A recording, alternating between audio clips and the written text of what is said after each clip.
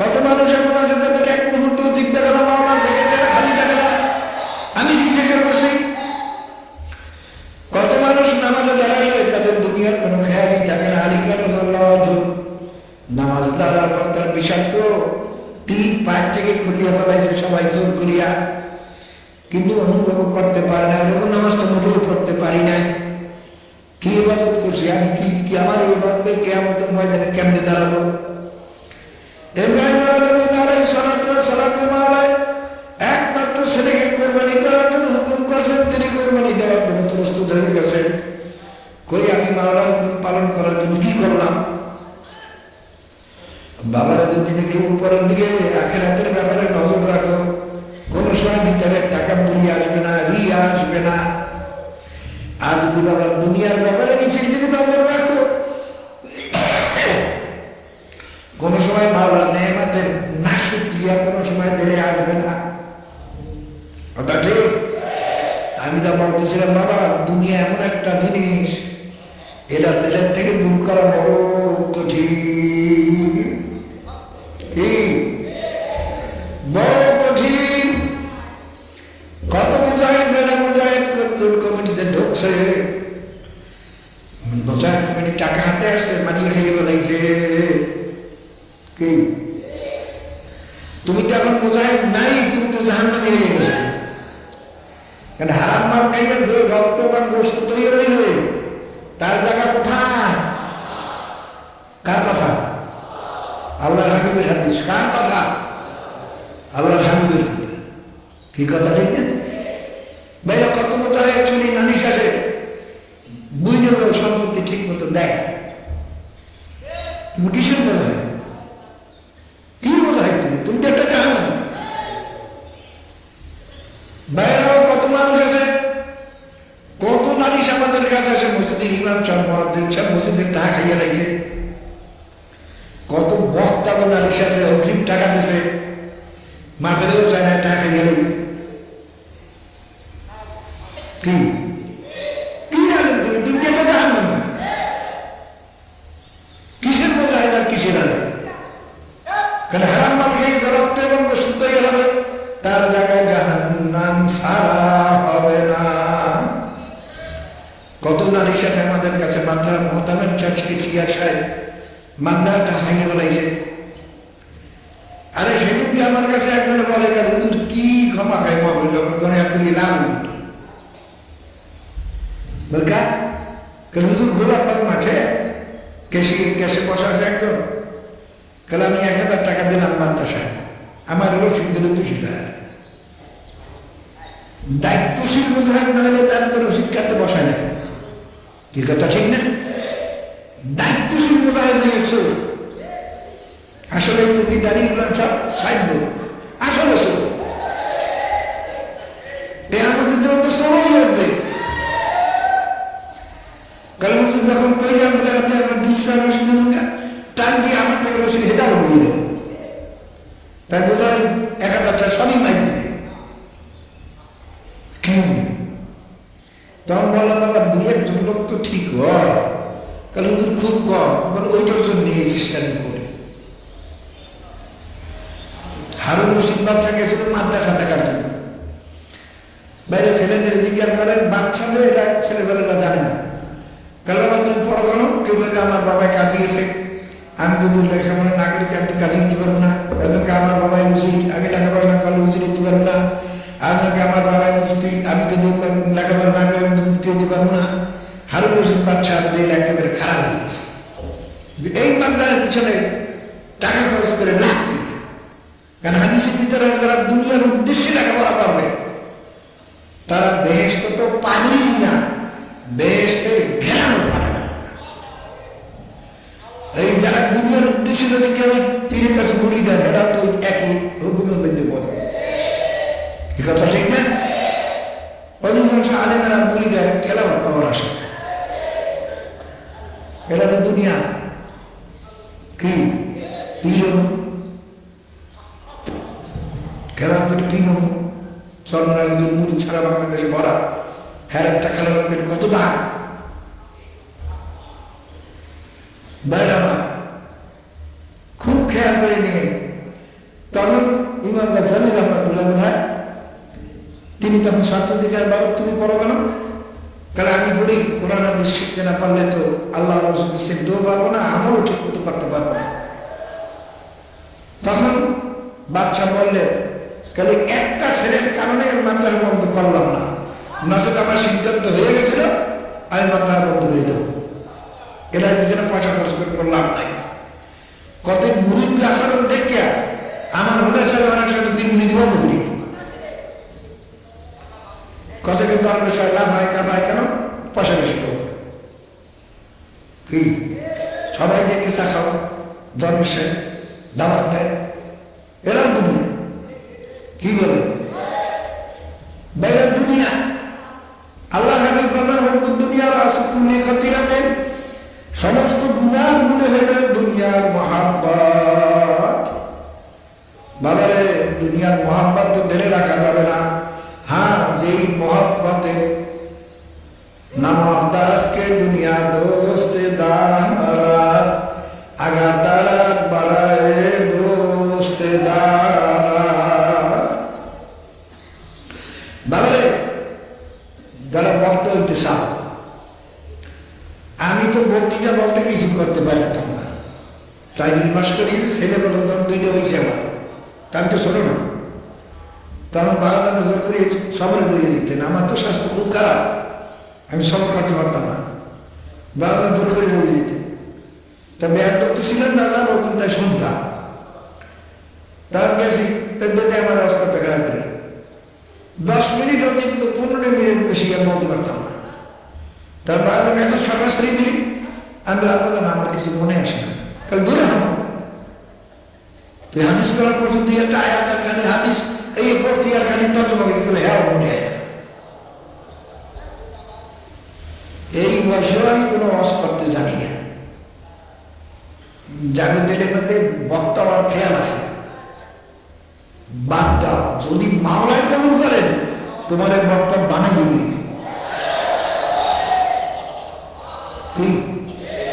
কথা ঠিক না? ঠিক হইতে চাও?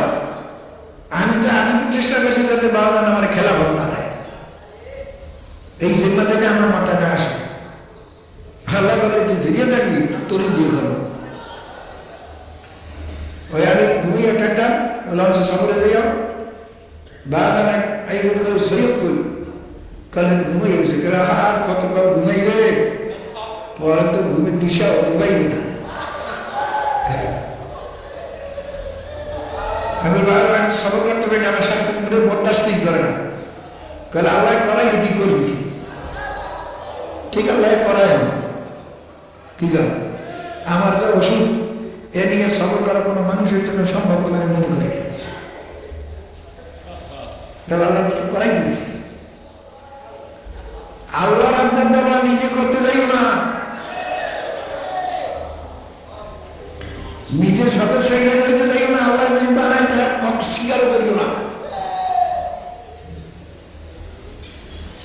যাদের দিলে নিতে হলে আমাকে সুন্দর না বানাই আমি ঠিক মতো কাজ করবো না, তার মনে কর তোমার নকশানিয়া তোমার সম্ভব না, কোনো কিছু কাজে লাগবে না। বাবার দুনিয়ার অসুখুল্লি খাতিয়াতেন দুনিয়ার মহাব্বতের সমস্ত গুণার গুণ। বাবার দুনিয়ার মহাব্বত ছাড়াও যারা গেলে আসো তারা বিরাট থেকে সেবা পাওয়ার উদ্দেশ্যে বাবা বিরাট থেকে দূর করো না, মাওলারা পাওয়ার জন্য আসি। যারা অন্য কোনো মকসুদে আসো নিয়াত করো দেড়টা মাওলা দিয়ে ফিরিয়ে দাও, বাবা মাওলা কবুল করিয়ে নেবে। মাওলা তো চাই রয়েছে মুসা আলাইহিস সালামের যখন একটা ঘটনা বোধহয় সবাই জানেন, এক সময় বৃষ্টি হয় না, মুসা আলাইহিস সালাম নিয়ে দোয়া করতে বসলেন, নামাজ ইস্তিসকা করতে বসলেন, এত দোয়া করে বৃষ্টি হয় না। মাওলার কাছে দরখাস্ত করেন মালুক আপনি কেন দোয়া কবুল করেন না, কেন বৃষ্টি দেন না?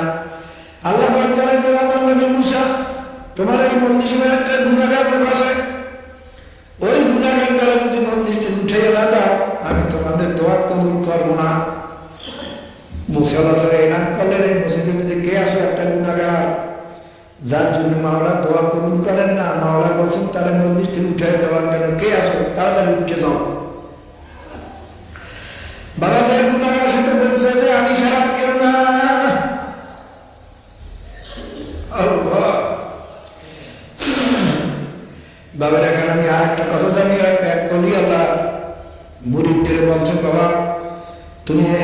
কয়দিন, এক সপ্তাহ না কতদিন সময় দিয়েছে, তোমরা ভালো করে ঘুরিয়ে ঘুরিয়ে তালাশ করে দেখতে আসো এই দেশের মধ্যে খারাপ লোক, সবচেয়ে খারাপ লোকটাকে, সবচেয়ে খারাপ লোকটাকে এই দেশে আমার কাছে বলবা। ভাই আমার মনে হয় বোধহয় ভাই মুস্তামির রহমতুল্লাহ নাম মনে নাই, তিনি জোনায়, হ্যাঁ জোনায় উদ্দাদুল রহমতুল্লাহ আলাই, তিনি এসে বললেন এক সপ্তাহ পরে, হুজুর আমি দেখলাম এই দেশে আমার চেয়ে খারাপ লোক আর কেউ নাই। অন্যান্য মুরিদরা বলছে লোকটা সবচেয়ে খারাপ, কেউ বলছে লোকটা সবচেয়ে খারাপ। আর জোনায় উদ্দাদুল রহমতুল্লাহ বলেন, হুজুর এই দেশে আমি তালাশ করে দেখলাম আমার চেয়ে খারাপ লোক আর কিছু কেউ নাই। हर तुझा पुस्तियास आवाजार हर तुझा दर्द दवाजार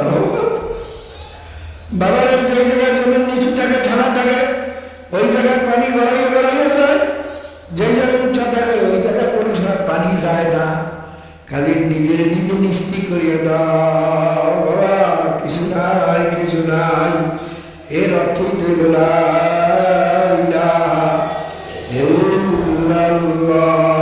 কিছু নাই কিছু নাই, আমিও নাই আমিও না। খুব খেয়াল করিস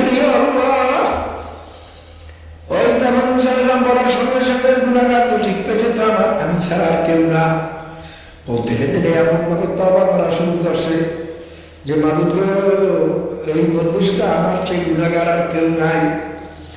এখন যদি আমি ইচ্ছা যাই সবাই জানবে যে আমার কারণে এতক্ষণ বৃষ্টি হয় নাই, তাহলে এর চেয়ে আমার মর্যাদাও অনেক ভালো। বাবা তুমি এখনই আমার গজব দিয়ে মারিয়ে ফেলাও।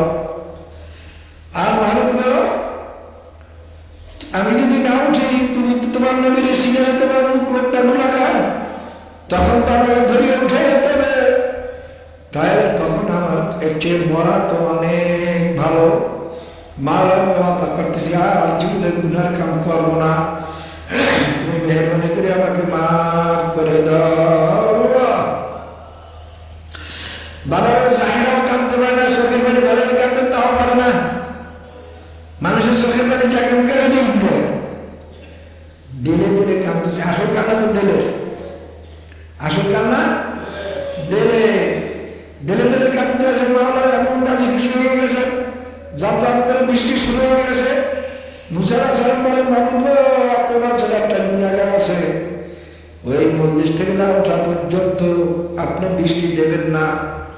মামুদ কই কেউ তো উঠে নাই, কিন্তু আপনি তো বৃষ্টি দেবেন।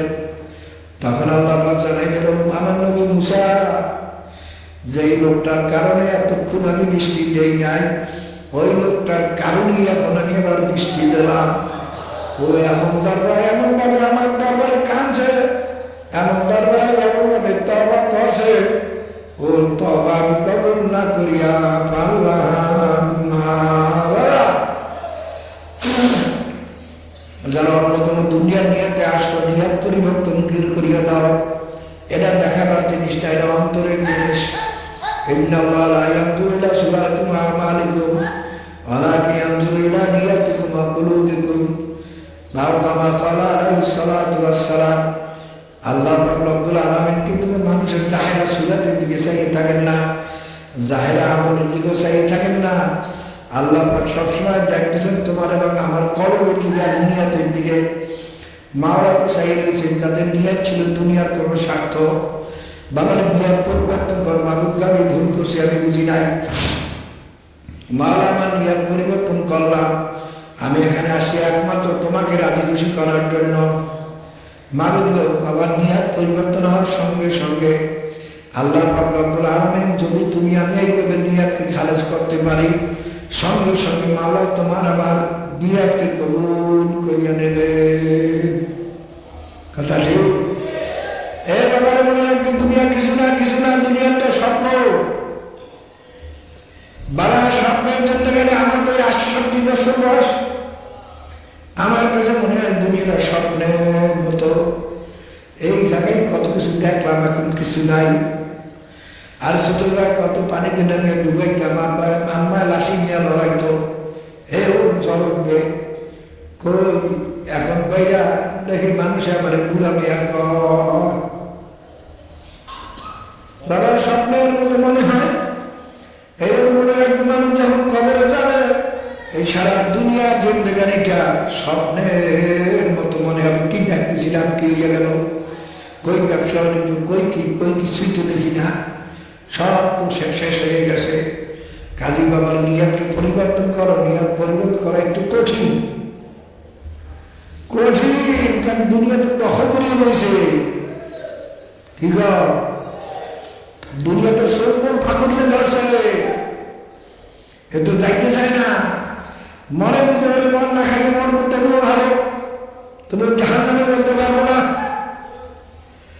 কেউ আমাকে মান সম্মান করবে না, ভালো তবু তো জাহান নামে জ্বলবো না।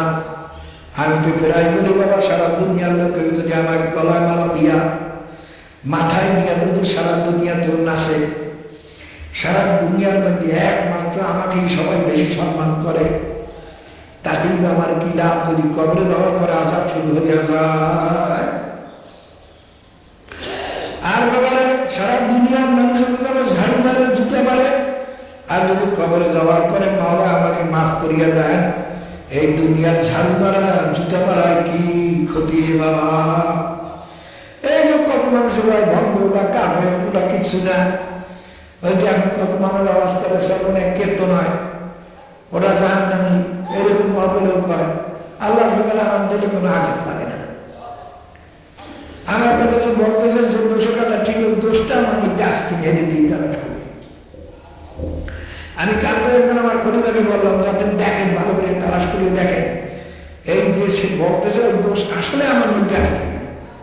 যদি দোষ থাকে সংশোধন করা দরকার, আর যদি দোষ না থাকে অনেক কোনো কথাবার্তা বলার কোনো প্রয়োজনে আল্লাহর কাম আল্লাহ করবে। কি বল কাজে গালি দিয়ে সব করে রাখি হয়ে যাবে না, চিন্তা করো আমার মধ্যে ঠিকই দোষ আছে কিনা। যদি দোষ থাকে তাড়াতাড়ি সংশোধন হও, কাল বাবা সময় তো নাও পাইতে পারো। আল্লাহ হাবিব ফরমান যখন নামাজের মধ্যে ডান দিকে সালাম ফিরাও তখন খেয়াল করো বাম দিকে সালাম ফিরাইতে পারি কিনা। বাবা এরকম মনে করো এই যে বসা আছে এখান থেকে দাঁড়াইতে পারি কিনা। কত মানুষ বাবা এইভাবে ইন্তেকাল হইয়া যায়। এই খুলবার করিবা মালা আব্দুল্লাহ সাহেব তিনি ইন্তেকাল করলেন তখন হজে। এই নামাজের আগেই আমার কাছে বললো হুজুর ইন্তেকাল এত সুন্দর, কোনো অসুখ বিসুখ কিছু নাই, ডাক্তাররা বলে না তার কোনো ডিফেক্ট নাই, সব পরীক্ষা নিয়ে সব ডিফেক্ট নাই। কারণ ছিল তরুণার বড় পাগল, মাথায় একজন মহিলার ভিতর থেকে কান্দা উঠেই তো সবসময়। ইন্তেকালের আগেও 1300 টাকা রেখে গেছে, মেয়েদের ছেলে ওসিয়ত করিয়ে গেছে এই টাকা মাথায় পৌঁছে দিব। সুস্থ মানুষ মেয়েদের ভাই তোমরা সরেছি চুরি করো, সরেছি পড়তেছে আর মধ্যে জেকের করতে করতে আসতে চক্র বাবা মরণ তো লাগবে, তোমার মরণ লাগবে, আমার মরণ লাগবে। মরণটা কেমনে মরণ হবে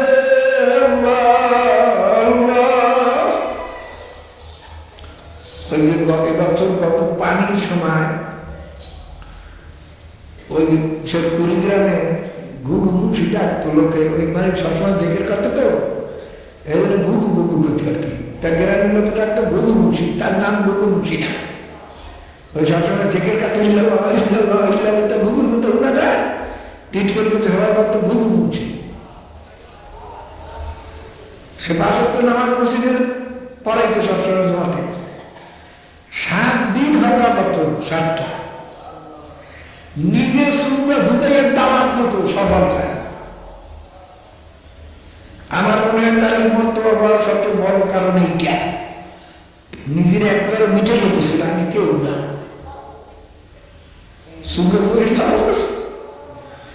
23 বছর পরে তার লাশ পাওয়া গেছে একেবারে তাজা। যারা তার লাশ দেখছে উঠে তারা মহলে আসে। বাবা ওই যে আমার কাছে বলছে দেখা কথা দেখা হুজুর এর দাফন তো আমরাই করছি, কিন্তু তখন যে চেহারা দেখছি তার থেকে এখন এই চেহারা আরো সুন্দর। কারণ হুজুর মনে হয় তার থেকে জিকিরের আওয়াজ আসতেছে আমার কাছে। কারণ হুজুর যে আত্মগুলা দিয়ে তাকে দাফন করছে তার চেয়ে আরো সুন্দর ঘেরান আসতে আছে। ও বাবা রে, কবরে তো তোমারও যাইতে হবে, আমারও যাইতে হবে। তোমার আমার মত কিভাবে হবে, কিভাবে কবরে হবে চিন্তা ভাবনা করে কবরে যাওয়ার লাগবে। এই পীরগিরি, এই সৈয়দগিরি, এই কিছুগিরি, এই তালুকদারি, এই জমিদারি, এই মাস্টার সব, এই করবে চাষা, কিছুই থাকবে না। সব কিছু না, কিছু না। দিলের থেকে সব দূর করো, কালী মাওলার তারপরে কান্দ, মাওলার পাগল হয়ে কবরে যাইতে পারি। তো বাবার মনে রাখবে চরনার দরবার শুধু আল্লাহর পাগল হওয়ার জন্য, আল্লাহর খাঁটি বন্ধ হওয়ার জন্য, আল্লাহর হাবিবের খাঁটি উন্নত হওয়ার জন্য, অন্য কোনো উদ্দেশ্য না। যারা এখনো দিলের থেকে দুনিয়ার উদ্দেশ্য দূর করতে পারবে না তাদের ওসিয়াত করে ক্ষমা পাবার চেষ্টা করতে থাকো। দেখো দিলে কিন্তু দিলের থেকে দূর করতে পারো কিনা। যদি নাই পারো, ক্ষমা খাইয়ে মানুষের কত কষ্ট হইতেছে মানুষের ভিড়ের কারণে। ক্ষমা খা, তুমি ভিড় চলে মানুষের কষ্ট দিও না, যাও চল তারাতে চলিয়ে দাও, একটু কিছু লোক বসতে পারবে অন্তত। তো বাবারা আমার জন্য দোয়া করলে আমি দোয়া করি। বাবারা আমার এখন শরীরের যে অবস্থা তাতে আর বেশি হায়াত পাওয়ার কোনো লক্ষণ নাই। তবে আল্লাহ মানুষকে জিন্দা রাখতে পারেন, সুস্থ মানুষকে মারতে পারেন, এটা কিছু না। শরীরের অবস্থা হিসেবে বলি বাবা বেশি সময় নাই। বাবারে দোয়া করেন মাওলার বন্দা হয়ে কবরে যাইতে পারি, আল্লাহর হাবিবের খাঁটি উম্মত হয়ে কবরে যাইতে পারি। বাবারে এই দুনিয়া